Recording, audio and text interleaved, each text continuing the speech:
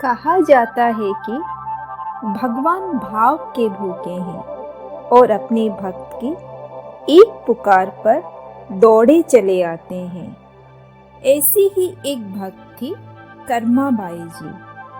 कर्माबाई जी का नाम हमने बहुत बार सुना है, लेकिन क्या आप उनके जीवन के बारे में जानते हैं? उनको मारवाड़ की मीराबाई भी कहा जाता है। जब जब भगवान श्री कृष्ण का उल्लेख होता है, तब तब कर्माबाई जी का नाम भी आ ही जाता है।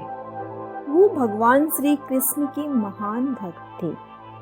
वे भगवान को पूजने की रीतियों से अपरिचित थे, परंतु अपने वात्सल्य और प्रेम पूर्ण भाव से नित्य भगवान को प्रातःकाल खिचड़ी का भोग लगाया करती थी और श्री भगवान जी स्वयं प्रकट होकर भोग पाया करते थे। प्रभु के लिए उससे स्वादिष्ट भोग कुछ न था। उनको तो कर्माबाई की खिचड़ी मंदिर के 56 भोग से ज्यादा प्रिय थी। मैं तपस्विनी आज आपको उन्हीं भक्त शिरोमणि कर्माबाई जी की कथा सुनाने जा रही हूँ। कर्माबाई जी का जन्म राजस्थान के नागौर जिले के कलवा गांव के एक किसान परिवार में 20 जनवरी 1615 को हुआ था। उनके पिता जीवन राम डुडी और माता रत्नी देवी थी। जब उनका जन्म हुआ था, मूसलाधार बरसात हुई थी, जिससे गांव में खुशियां फैल गई थी। कर्माबाई पैदा होते ही हंसी थी, जो कि एक चमत्कार था। एक बूढ़ी दाई ने तो कहा कि यह बालिका ईश्वर का अवतार है। कर्मा के पिता भगवान के बड़े भक्त थे और उनको भोग लगाकर ही भोजन ग्रहण करते थे। एक दिन की बात है, जीवन राम जी तीर्थ यात्रा पर निकले और भगवान की पूजा अर्चना वो भोग लगाने की जिम्मेदारी कर्माबाई को सौंप गए और बोले, बेटी, हमारी अनुपस्थिति में नहा धोकर भगवान को भोग लगाना और उसके बाद ही तुम भोजन करना।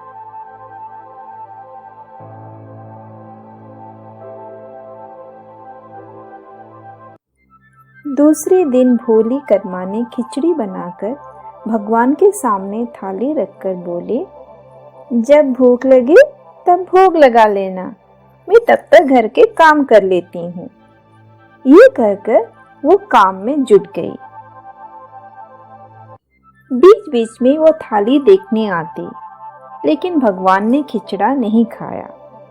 काफी देर बाद तक भी जब भगवान ने भोग नहीं लगाया, तो उसे चिंता होने लगी और सोचने लगी, शायद घी कम है खिचड़ी में, थोड़ा घी डाल देती हूँ।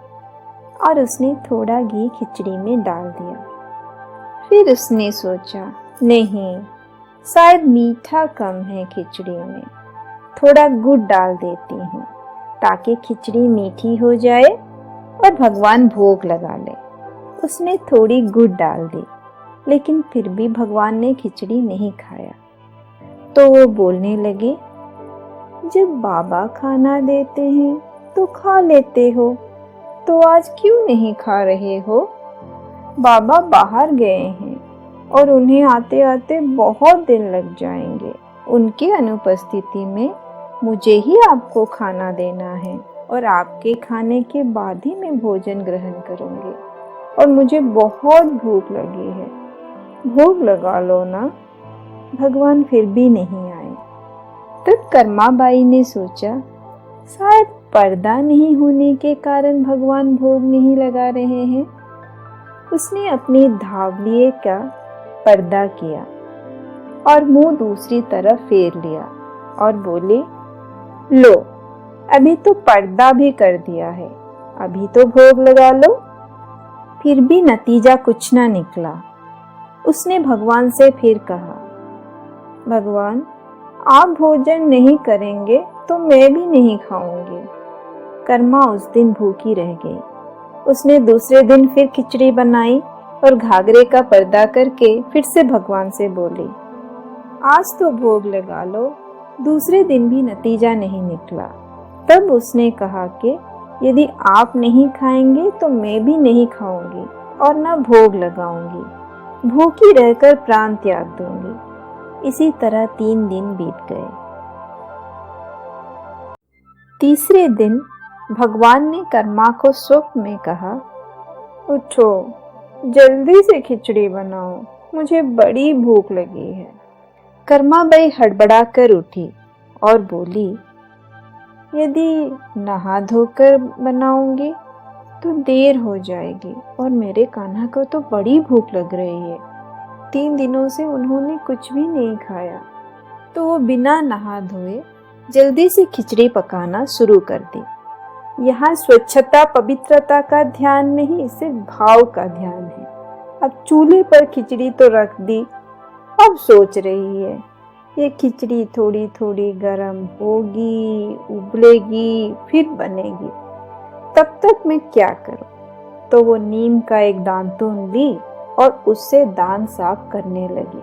वही चूल्हे पर बैठे बैठे वहां दांत साफ कर रही है और इतने में खिचड़ी उबलने लगी।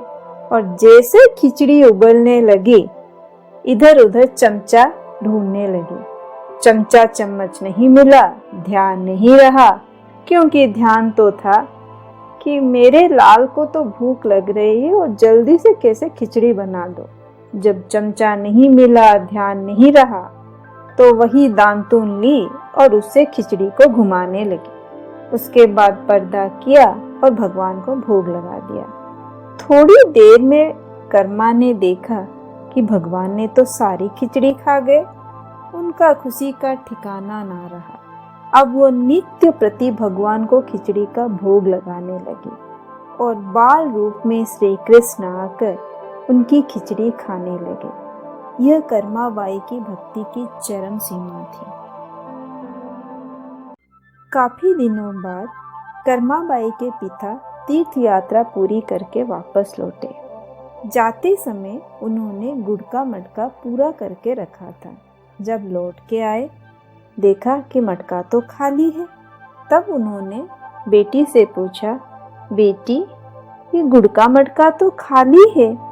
तब कर्मा ने पिताजी को बोली, मैं रोज भगवान को खिचड़ी का भोग लगाते, शायद खिचड़ी में मिठास ना कम हो जाए, इसीलिए ज्यादा गुड़ डाल दिया और उसी के वजह से गुड़ खत्म हो गया।